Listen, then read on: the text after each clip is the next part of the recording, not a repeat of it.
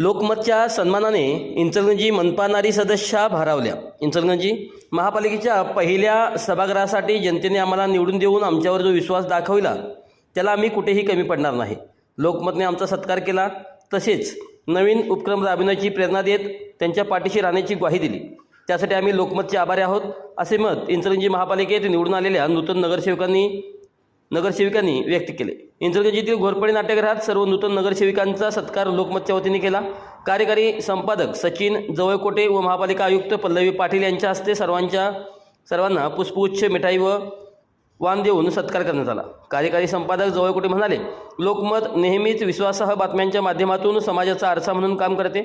समाजातील वेगळेपण ठामपणे मांडण्यासह चांगल्या कामाच्या पाठीशी राहते। आपणही आपल्या भागात नवनवीन उपक्रम राबवावेत, त्याची प्रसिद्धी शहरापासून ते दिल्लीपर्यंत करण्यात लोकमत तुमच्यासोबत राहील।